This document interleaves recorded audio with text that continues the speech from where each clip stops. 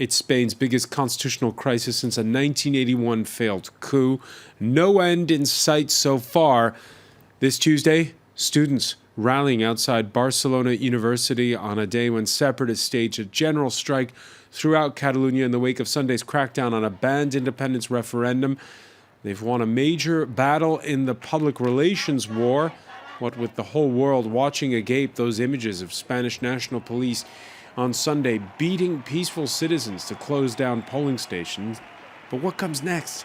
Does a majority really want independence for Catalonia? More autonomy? Or just more respect for the status quo? So far, Madrid and Barcelona still aren't talking. It's up to who to at least pick up the telephone. By refusing to blink, is Spain's conservative Prime Minister, Mariano Rajoy, bolstered or weakened? The separatists have called for outside mediation, but already the European Commission has made it clear that it recognizes the nation that employs it, the nations that employ it. That includes Spain, but also, for instance, the UK as opposed to Scotland, Belgium as opposed to Flanders, France, not Corsica, and so on. What is the takeaway for Catalonia, Spain, and the continent today in the France 24 debate? We're looking at what the next move could be. Joining us from the Spanish capital, David Alandete, managing editor for the Spanish newspaper of record El País. Thank you so much for being with us. Thank you.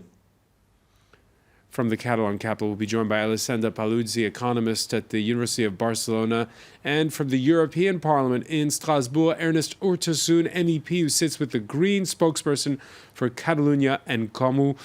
And from Dublin, Michael Keating, who teaches politics at the University of Aberdeen, and specifically this problem of regions versus nations. Thank you for joining us. The France 24 debate on Facebook and on Twitter, the hashtag F24debate. 300,000 in the streets, according to regional police.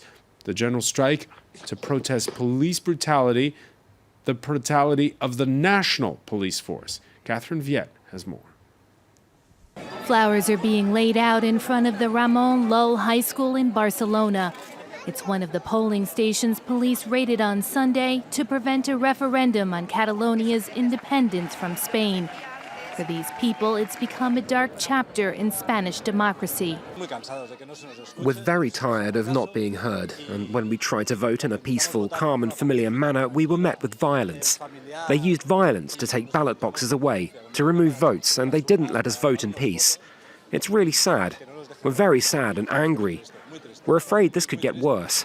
I think it would be much easier to talk and do things right, but at this point, there's no way out. The Spanish government considers Sunday's referendum on independence unconstitutional. Madrid has denied any wrongdoing in the way it handled Sunday's vote, instead blaming separatists for igniting the violence. Elsewhere in Barcelona, protesters took to the streets en masse. Pro-separatist trade unions and political parties called for this general strike after clashes with police on Sunday left more than 800 people injured. Singing the region's anthem, Catalans are determined to maintain the pressure on Madrid. We want to show that the use of violence is worthless. In front of the ruling People's Party regional headquarters, firefighters in uniform also came out to show their support. We haven't seen such police violence in Europe for at least 50 years. The government is stifling our democracy. We're here to defend the Spanish people from oppression. Schools, businesses, the transport system, as well as FC Barcelona and even national monuments like the Sagrada Familia Church were also shut down this Tuesday, much to the dismay of the tourists. All right, that's from earlier. David Alandete, we're expecting the King of Spain to speak later. Could that break the ice? Probably it won't. You have to consider that those who have been leading the push for independence are advocating the creation of a republic. So, I mean, it's only normal that the king is going to give a speech tonight. This is probably one of the worst crises that Spain has faced since the end of the dictatorship. And I mean, a lot of people have been asking the king to step in and speak. But if you go back a couple of weeks, actually, like 3 weeks, in the demonstration in the streets of Barcelona after the ISIS attacks, you know, the ISIS run over in the Ramblas, the king went there and he was actually protested. There were signs against him and people were waving Republican and independentist flags. So this is to be considered as a sign from the crown to the whole of Spain, and especially those who want a stronger presence of the state and its institutions in this crisis. Now, the official motive of the general strike was not to demand independence, but was a strike against police brutality. Is there any way to tone this down at this point? Because we look at the numbers, even the numbers given out by the Catalan government, there's less than half of the electorate that has, according to them, taken part in this banned vote on Sunday. And there hasn't been this unilateral declaration of independence so far. Well, you have to consider that those who voted for a pro-independence party from the whole of the census is 35%. It's not even a two-thirds majority in parliament. So one would argue that they are not a solid majority, but they are in the institutions and they are leading this push that you see in the streets. Actually, the strike that you see today is a strike that was called by a left-wing union, CNT, to actually protest the labor law. And it didn't have anything to do initially with this, but then the pro-independence groups took advantage of this strike, and they decided to go to the streets today. Now, you have to consider Barcelona and Catalonia, and for those of you who've been there, it's a very advanced society with a lot of businesses, like, you know, family business, big companies, and this is affecting them too. So I would think that it's only normal that in the coming days you'd see this turmoil settling down. But then you have some groups that are with the more radical parties that are taking part here. One of them is the political party coup, and they are mobilizing their youth in order to keep this unrest going until independence is declared. Now, we don't know what declaring independence means at this point, because according to their new law and the Catalan government, they have to go to the parliament, and the parliament has to declare independence 48 hours after the results of the referendum are brought in. But we don't even know when the final results of this referendum are going to be in. David Al Dente, when the France 24 debate was in Barcelona Sunday, we had a lot of people telling us outside of the protest that, well, there's been a lot of brinkmanship and that both sides have acted childishly. What were the reactions where you were in the newsroom when you saw those images of the police beating elderly people on Sunday?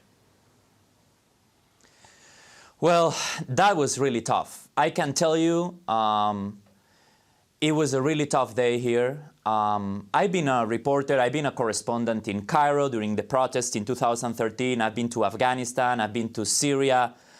I've seen violence in the streets and unrest. I mean, I covered Palestinian unrest also like a couple of years back. And I have to tell you, seeing this in a country like Spain, in a city like Barcelona, in a region like Catalonia, was something I never thought we would see.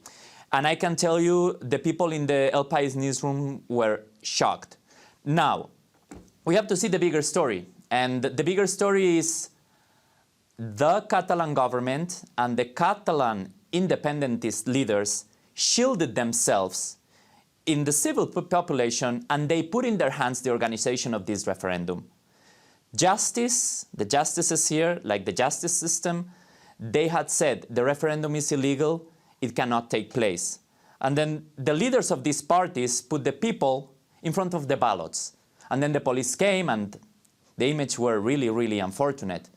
But at the same time, we have to see the other point of view, which is like there was an illegal referendum in which the government of Catalonia was using civilians as shields. And that's also a really, really, really risky action here that no doubt it had to do with the violence that we saw. One of the more worrying moments on Sunday was amateur footage. It was posted on Twitter. Took place in Girona. Spanish National Police move in to break up polling at one station to chants of "We want to vote." And then the Mossos d'Esquadra, that's the Catalan Regional Police, step in with, and you'll see it on these images, at time, some words exchanged between the Mossos and the Spanish National Police authorities. Michael Keating, let me get your reaction to what unfolded on Sunday. Well, there's been an unfortunate polarization in this situation here. The strategy of the Catalan nationalists in having a referendum was always a very risky one, but they have been frustrated. They tried to get a new devolution statute a few years ago. Key parts of it were struck down by the Constitutional Court at the urging of the Popular Party, and so their efforts to renegotiate more autonomy have been frustrated. Now, the independence referendum was, of course, illegal, but that's only because the Spanish government and the Constitutional Court interpreted the law that way. The real and the question on that point, Michael, the question that was asked to us a lot of times was, why is it that the Basques got more autonomy, but not the Catalans didn't get as much?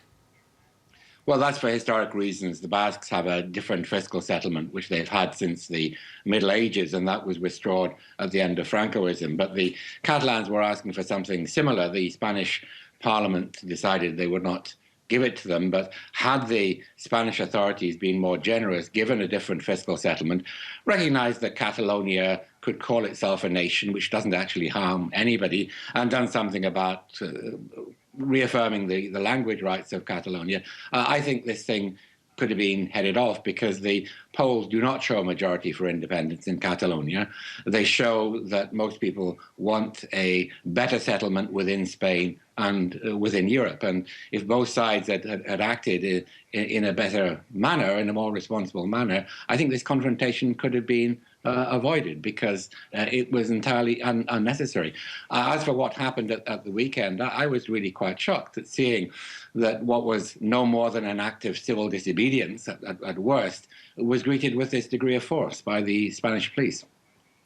Was it David Alendente, some saying, because remember there was a banned referendum on self-autodetermination in 2014.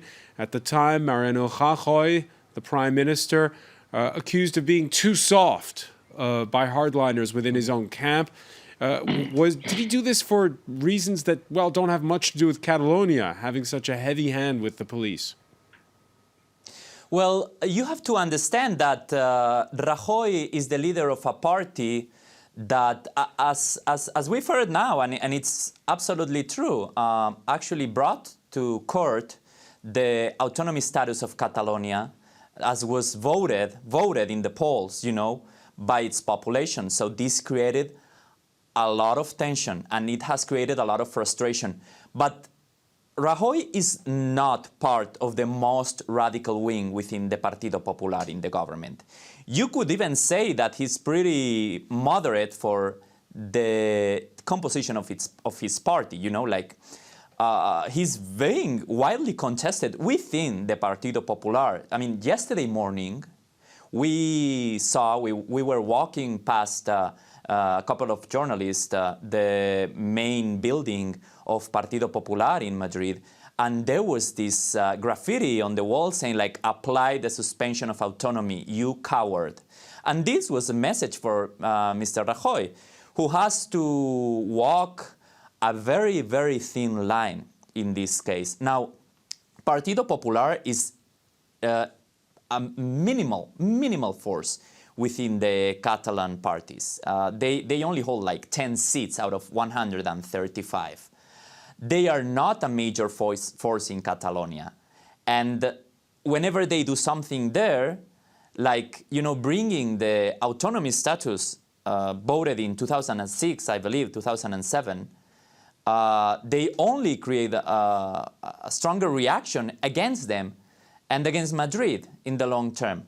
Now, I think all these elements are part of the past, because right now, the one that has been going against the law and against the constitution is the Catalan government.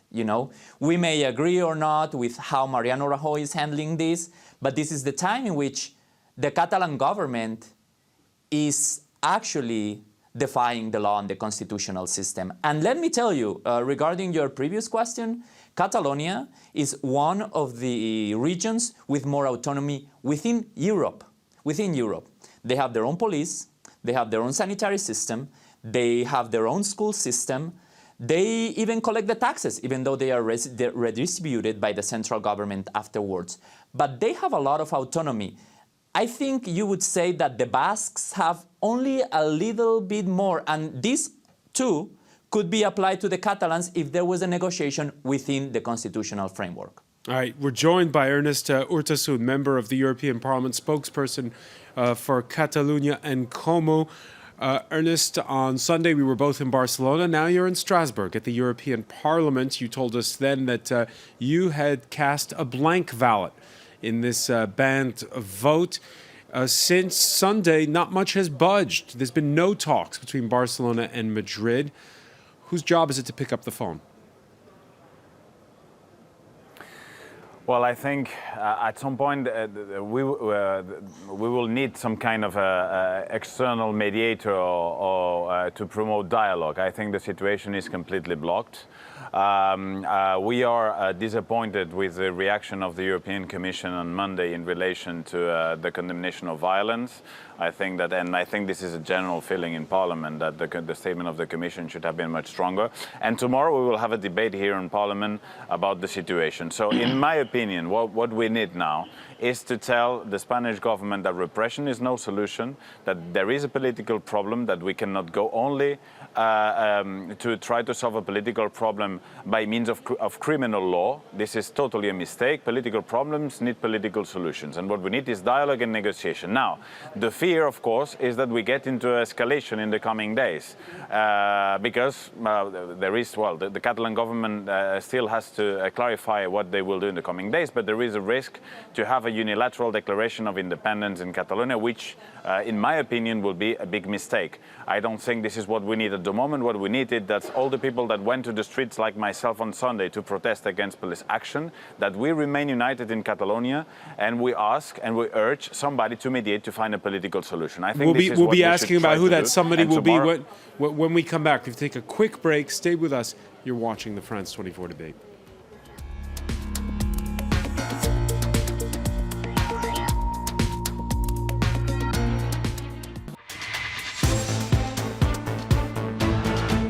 Welcome back, or welcome if you're just joining us. It's the France 24 debate. There's been a general strike in Catalonia to protest police brutality this Tuesday. A standoff that's going nowhere real fast between Barcelona and Madrid after that banned independence vote that took place on Sunday. And the European Union, which so far has stayed out of it. But as one of our guests said, there's going to be talk about it in the European Parliament on Wednesday. With us to talk about it, managing editor of Spanish daily newspaper El País, David Alandete, is with us from Madrid. Welcome back. Welcome back as well to Ernest Urtasun, member of the European Parliament, spokesperson for Catalonia and Como, who sits with the Greens in the European Parliament. Welcome back to you. And Michael Keating, who teaches politics at the University of Aberdeen and who joins us from Dublin. Now, among those on strike this Tuesday, Barcelona's football club, which closed its training ground and offices. Star defender Gerard Piqué on national team duty this week with Spain and Madrid. And he's gotten a frosty reception after voting Sunday in Catalonia. There were boos at the training ground when he showed up there on Monday, a training which had to be curtailed. He then said that if he was no longer wanted, he wouldn't play anymore for the national team. Ernest Urtasun, the ups and downs of Gerard Piqué, a bit of a capsule of, well, Spain torn apart over what's going on in Catalonia. Well, I think what happened to Gerard Piqué is not acceptable. And I think this is the kind of situations that we need to avoid in the coming days. I'm happy to hear many voices from Madrid, like the one of Pablo Iglesias and journalists and others that have been defending Gerard Piqué. I mean, the only thing Gerard Piqué said is that he wanted to go to a vote, and of course his personal feelings about what is going on in Catalonia, they need to be respected. But most important, and this is the political message I want to pass, the most important thing is in the coming days is the escalation. These scenes against Piqué are not acceptable. It shouldn't happen. The spokesperson of the Partido Popular, the governing party today, said that the general strike in Barcelona was a Nazi strike. These kind of statements are completely unacceptable. I think we need de-escalation. We need to resume dialogue, talks, and this is what we are going to ask the European Commission tomorrow in the debate in the Parliament. Please help us resume talks. I think that the Commission will hear that from many of us tomorrow. The Spanish Interior Minister, David Alandete, accusing the government of Catalonia of pushing the population to the abyss and inciting rebellion in the streets. What do you think of the rhetoric from the government? I think today has been a pretty grim day, not only for Catalans, but also for the police officers that are there. And let's not forget, they are there not because the government sent them there, but because a judge said that they should be there to prevent the voting from happening. Now, the first force that had to do this was the Mossos d'Esquadra, which is the Catalonian autonomic police. They failed to do this, and then the Guardia Civil and the Policía Nacional, which are the two main bodies of national police here, then they were mobilized, and then they went to the polls with those grim images that we all resent because they are an image that should not take place within a Western democracy. But today, after these police officers retreated and went to the hotels, they've been protested by mobs, calling them murderers, killers, get out of Catalonia, you occupying force. And remember, these are like humble servants of the state. They are police officers that just work there because, as I said, a judge said so. So I would say outside of Catalonia, because you have to consider also the mood outside of Catalonia, this is not well received. I think this is one of the main reasons that the vice president actually spoke publicly today. And the president of another region, Extremadura, a socialist leader within the Socialist Party here, he said he's very uncomfortable and he understands if people feel uncomfortable on how the police are being treated in Catalonia. Now, this afternoon, we had a regrettable event where journalists had to be evacuated from the delegation of government in Catalonia, in Barcelona, against a mob that was calling them killers. And this is not the first time. You know, Reporters Sans Frontières said recently that there are a lot of threats to freedom of speech and to journalists by the independentist sector. And this is really problematic for the whole of the country. Ernest Urtasun, we saw there was coverage that at times seemed skewed on both sides. The coverage you were getting in Spanish was not the same as the one you were getting in Catalan in the build-up and on the day of that vote. No, I just wanted to react to what was being said until now. I mean, of course, there was a legal answer to the referendum. But the legal answer was also a decision taken by the central government. There could have been a political answer, which have been much more smart. This is one thing. The other thing as well, there were orders from a judge to suspend the referendum. That's true. But the way it was done, this is a decision of the Home Affairs Minister. It could have been done otherwise without violence. And this is absolutely under the responsibility of the Home Affairs Minister under Mariano Rajoy, that, as I said the other day, he should immediately resign. I completely don't agree on that. And of course, on the things that are happening today in Catalonia, I myself tweeted 5 minutes ago against some harassments to the press. I mean, no no half words about that. I mean, we have to be very clear. But I also have to say that the majority of people in Catalonia are today protesting in a pacific way.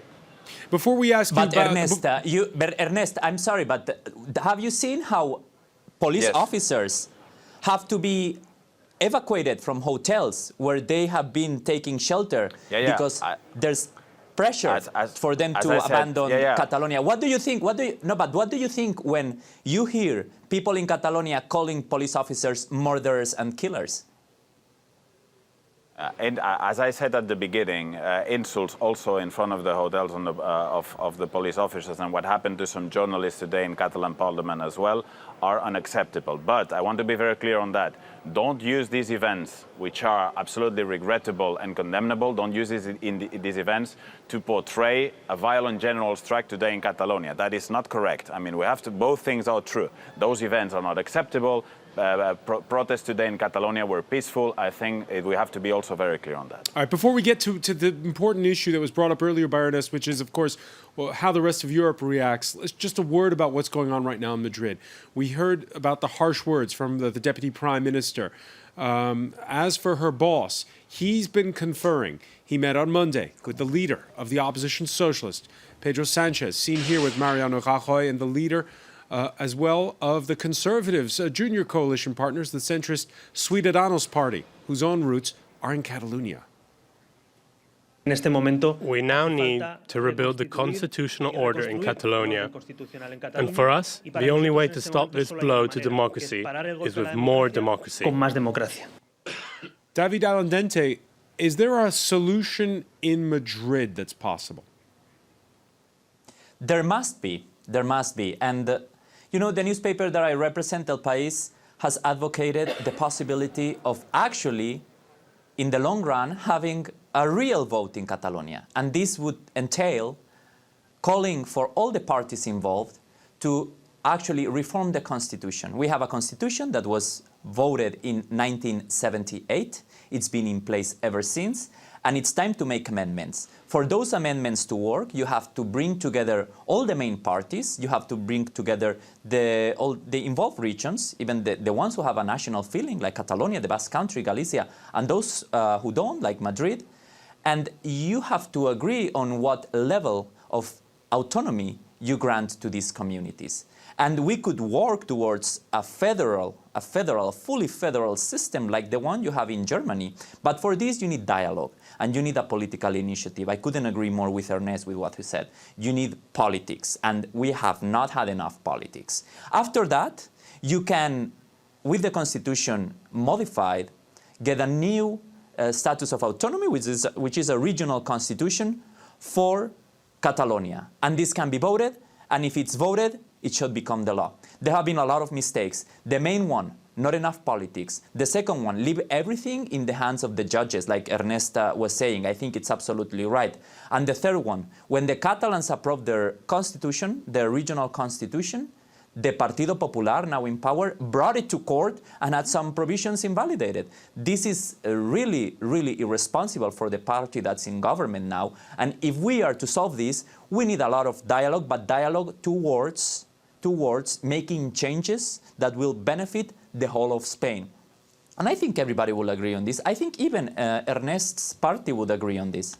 All right, let's just quickly look at some of the reactions elsewhere in Europe and, well, everywhere else, of course, projecting from what their own situation is. We can think, first of all, about the tweet from the Scottish First Minister, Nicola Sturgeon.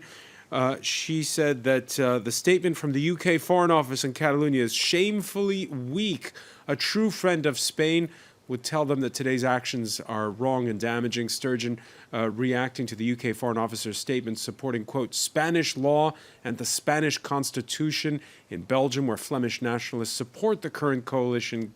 It is a delicate balancing act. It is an internal debate within Spain's constitutional order, but here the violence has gone too far.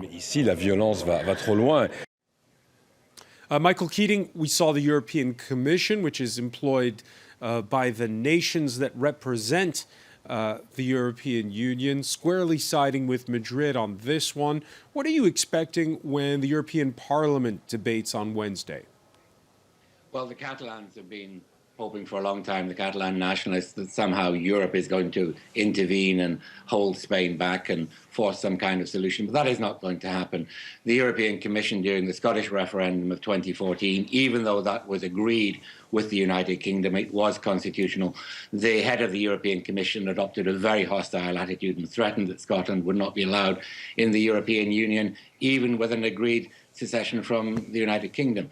They tend to stay out of the internal affairs of member states. The European member states, there may be some possibility there that some of them, especially the small states, might offer their services. The European Parliament, certainly it will be debated within the European Parliament. I think it's clear that some outside mediation would be helpful here because the situation within Spain has become completely out of hand. I also agree that this cannot be resolved merely as a question of law. It is a question of politics, and it's a question in which it would be useful to have some, in the future, some European-wide principles about the circumstances upon which small nations can enjoy self-determination. The EU has been extremely inconsistent about this, recognizing secessionist movements in the past. So this is a huge vacuum in European law, and it's about time that Europe really did develop some principles for dealing with these kinds of situations, because they're going to recur in other places. They're going to recur in other places. 5 nations. Not in Western Europe, but we've got the Balkans still there. We've got Ukraine. We've got the question of Crimea. And every time Europe comes up with a different solution or a different judgment on what is right and what is wrong, depending on where the situation is. Yeah, 5 nations in Europe still don't recognize Kosovo, including Spain, by the way. Indeed. Michael Keating, let me ask you, because there's been talk of using what's called the Venice Commission, which is these constitutional lawyers who could act somehow as mediators, the EU itself being seen as partisan by separatists in Catalonia. But there again, that's not a political mediation, is it? It's not. The Venice Commission look at law, but they have a very generous interpretation of law. So they look at law and human rights and principles of democracy. They're not part of the European Union. They're part of the Council of Europe, and that will be helpful as well. They don't have the clout of the European Union, but they do have an awful lot of moral authority, and I think that would be a useful avenue to explore. Ernest Urtasun, who do you think can help bring both sides to reason? Well, I think there are of course different options. There are tools in the Council of Europe, as it was being mentioned now. But I think the most important thing for us at the moment is to break a bit the silence of the European Commission, and that is what we will intend to do tomorrow.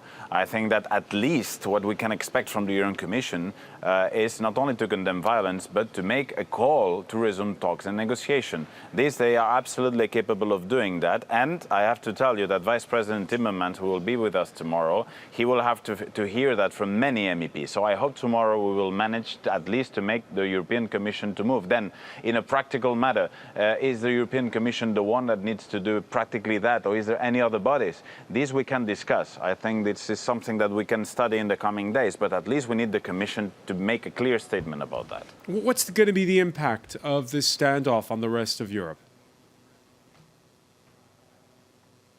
Well, I think that there is a general feeling in the European press that the silence of the European Commission is not very acceptable. I think during the press conference that the spokesperson of the Commission, Mr. Margaritis, did on Monday, he was pushed by many journalists that were not understanding why the Commission was using these double standards on freedom and fundamental rights. Very tough in some countries, but when it comes to other countries, more silent. I think there is also a problem of credibility by the side of the European Commission. If there is not a clear stance in favor of fundamental rights, also in a country like Spain, their credibility is at stake, and that is something that we will tell Mr. Timmermans also tomorrow. You agree, David Aladente, that this crisis is also denting the credibility of Europe?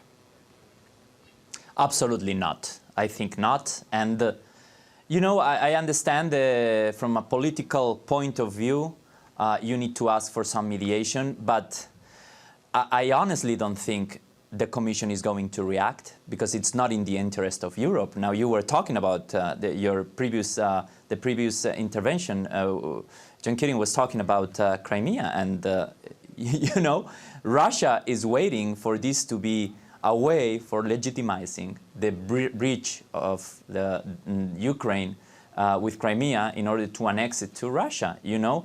And there are other nationalistic movements within not only the United Kingdom, which is the most obvious one, but also France, Italy, Belgium, that are waiting for this to be, you know, the split of Spain in order to start there and keep applying this same system within the European Union. So now, for you, David, who's the right mediator? Yeah. Who's the right person to come in and again break the ice between Barcelona and Madrid? Right now? Yes. Right now, a consensus. There has been a consensus between the main constitutional parties in the whole of Spain, the party in power, the socialists, and whoever wants to come in, Ciudadanos too, you were mentioning before, and all of them agree on a reform of the constitution that will give the Catalans a way to vote for more autonomy. There's a minority government, by the way. There's a minority government in Madrid and a minority government in Barcelona.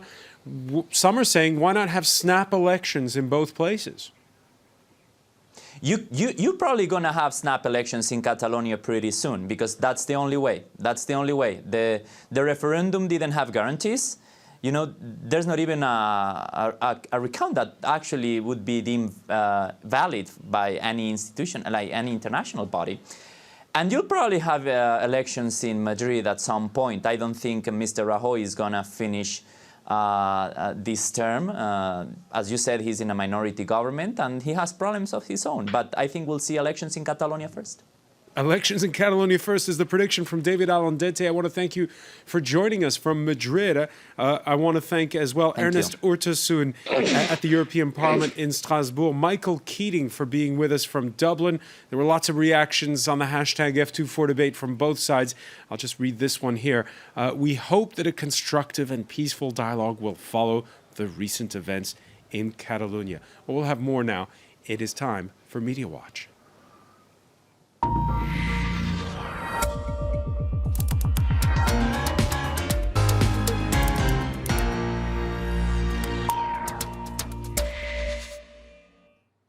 And we say hello to Emma James. Hi there. Neither side blinking.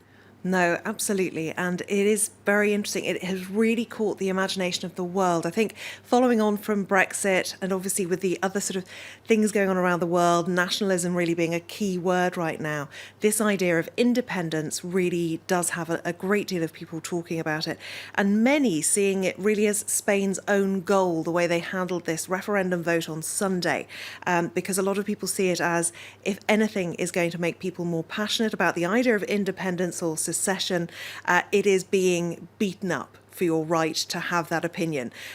This image is taken from the New York Times. Chapat has come up with this one, and it shows two Spanish police officers wielding their batons and effectively breaking apart Spain and Catalonia.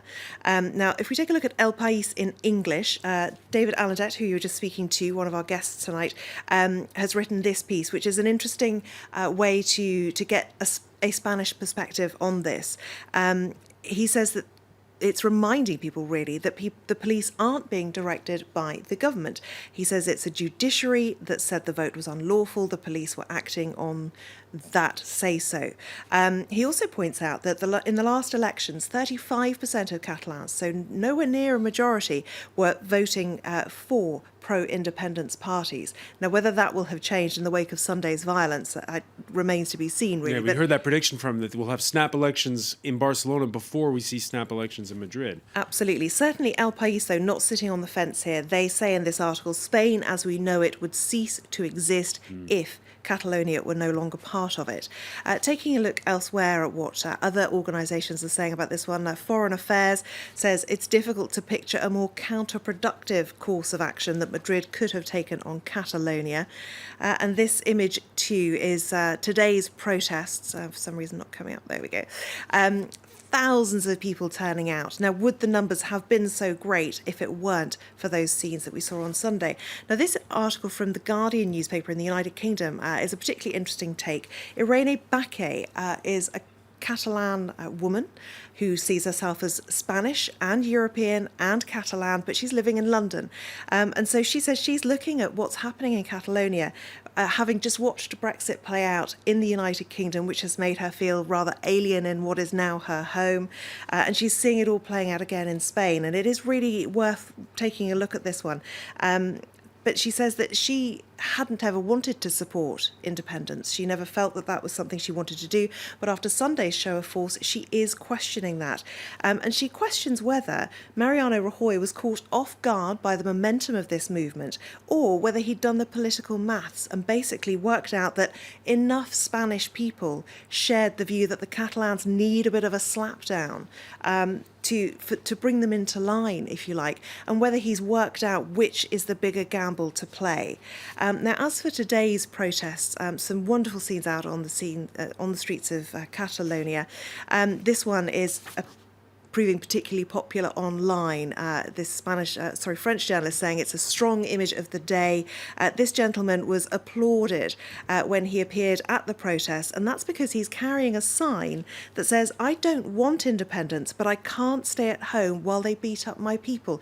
And you actually see people embracing him, hugging him, and thanking him really for standing in solidarity after those scenes that we saw on Sunday, where people just wanting to vote were so brutally beaten up. Another tweet from today, Pablo Iglesias with this one. The leader of Podemos. Absolutely. And what he says is that while he wants Spanish unity, he says basically a Spain with Catalonia is only possible with the People's Party outside the government of Spain. This is the image of the country that we want. And of course, that couple there embracing under both flags, something that a lot of people do want to see. And this one really highlights the fact that a lot of people feeling Europe not playing their part in this crisis. Help us Europe spelled out in a small village, Saint-Denis de Villamajor, and this Twitter user says, "We keep trying to convey the message, but the EU turns a deaf ear and a blind eye." The hashtag shame on EU and shame on Europe is spreading far and wide, and it's really reflected in this article too, and on Politico's website. As Spain falls apart, Europe is tongue-tied, they say, and they say that really the EU is caught between their obligation to support Madrid and the rule of law and an inescapable imperative to condemn the violence. And it was very noticeable that not only was comment very slow to come from EU figures, but when it did, it was very muted. And they eventually went with the idea that they had to stick with what was legal, i.e. the vote wasn't legal, and branded the dispute an internal matter. So the appeals for an alternative use of force, but not the kind of strong words or strong action that the people of Catalonia were looking for. Gemma James, many thanks. And of course, this is going to continue to play out. I want to thank our panelists once again. Thank you for joining us here in the France 24 debate.